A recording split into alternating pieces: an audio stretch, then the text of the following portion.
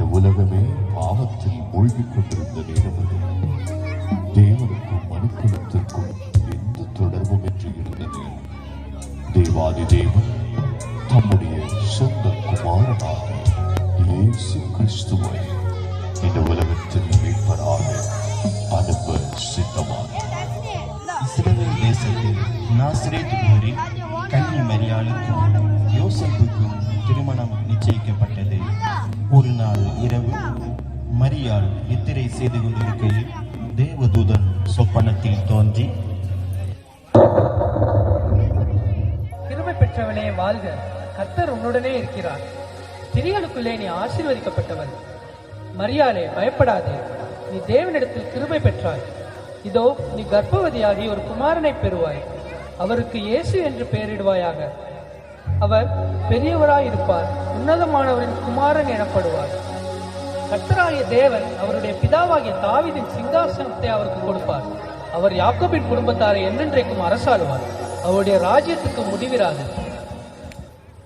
இது எப்படி ஆகும்? நான் புருஷனை அறியேனே. பரிசுத்த ஆவி உன்மேல் வரும், உன்னதமானவரின் பலன் உன்மேல் நிழலிடும். ஆதலால் உன்னிடத்திலிருந்து பிறக்கும் பரிசுத்தம் உள்ளது தேவனுடைய குமாரன் எனப்படும். இதோ நான் ஆண்டவருக்கு அடிமை, உம்முடைய வார்த்தையின்படி எனக்கு ஆக கடவுது. தனக்கு நியமிக்கப்பட்ட மரியாள் கர்த்தவதியாய் இருப்பதை யோசேப்பு அறிந்தான். ஆனால் யோசேப்பு நீதிமானாய் இருந்து அவளை அவமானப்படுத்த மனதில்லாமல் இரகசியமாய் அவளை தள்ளிவிட யோசனையாய் இருந்தான். அன்று இரவு தேவதூதன் யோசேப்புக்கு சொப்பனத்தில் தோன்றி, தாவீதின் குமாரனாகிய யோசேப்பே, உன் மனைவியாகிய மரியாளை சேர்த்துக் கொள்ள ஐயப்படாது. அவளிடத்தில் உற்பத்தியாயிருக்கிறது பரிசுத்த ஆவியினால் உண்டானது. அவள் ஒரு குமாரனை பெறுவாள். அவருக்கு இயேசு என்று பெயரிடுவாயாக. ஏனெனில் அவர் தமது ஜனங்களின் பாவங்களை நீக்கி அவர்களை ரட்சிப்பார்.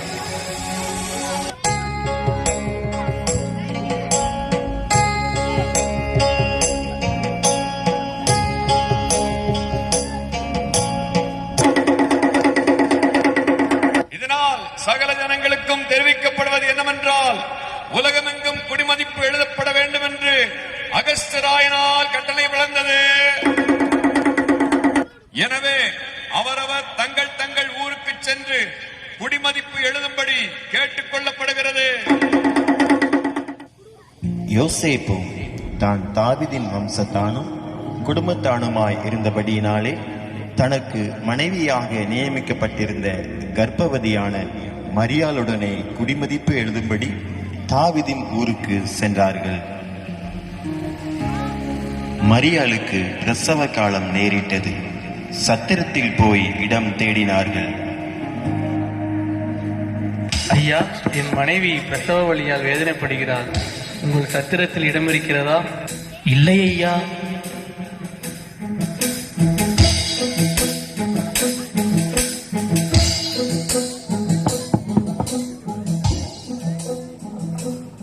ஐயா, என் மனைவிக்கு பிரசவ காலம் நேரிட்டது.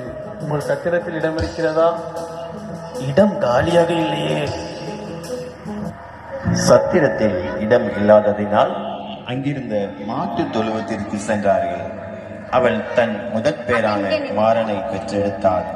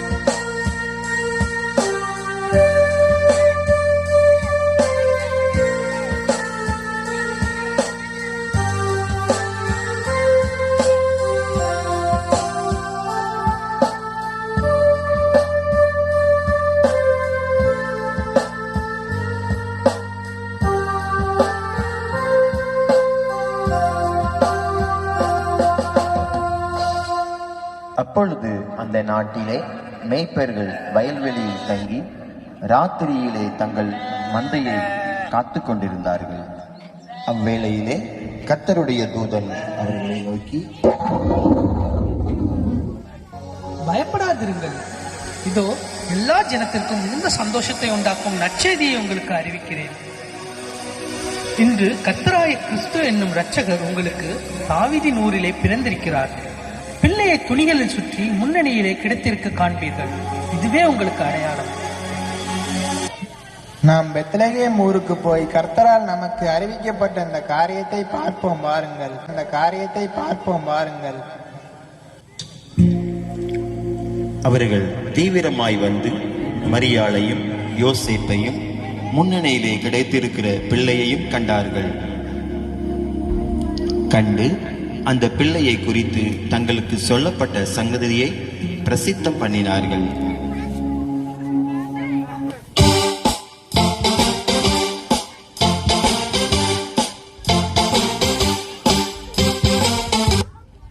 பெத்லகேமிலே இயேசு பிறந்த பொழுது கிழக்கிலிருந்து சாஸ்திரிகள் அக்குழந்தையை குறித்து விசாரிக்க எருசலேமில் உள்ள ஏரோது ராஜாவின் அரண்மனைக்கு வருகிறார்கள். ராஜாவே வாழ்க! யூதருக்கு ராஜாவாய் பிறந்தவர் எங்கே? கிழக்கிலே அவருடைய நட்சத்திரத்தை கண்டு பணிந்து கொள்ளும்படி வந்தோம். என்னது, யூதருக்கு ராஜாவா?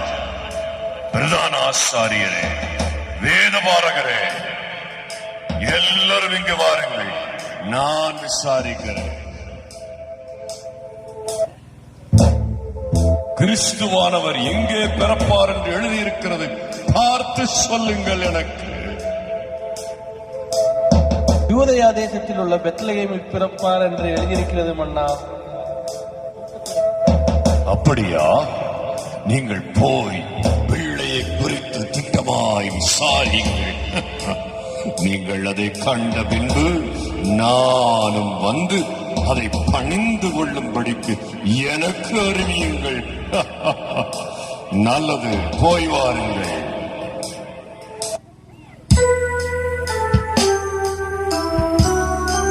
பிள்ளையை காண சாஸ்திரிகள் செல்கிறார்கள். அவர்கள் கிழக்கிலே கண்ட நட்சத்திரம் பிள்ளை இருக்கும் இடம் வரைக்கும் அவர்களுக்கு முன் சென்றது. அவர்கள் அந்த வீட்டுக்குள் பிரவேசித்து பிள்ளையையும் அதன் தாயாகிய மரியாளையும் கண்டு சாஷ்டாங்கமாய் விழுந்து அதை பணிந்து கொண்டு தங்கள் பொக்கிஷங்களை திறந்து பொன்னையும் தூபவர்க்கத்தையும் வெள்ளை போலத்தையும் அதற்கு காணிக்கையாக வைத்தார்கள்.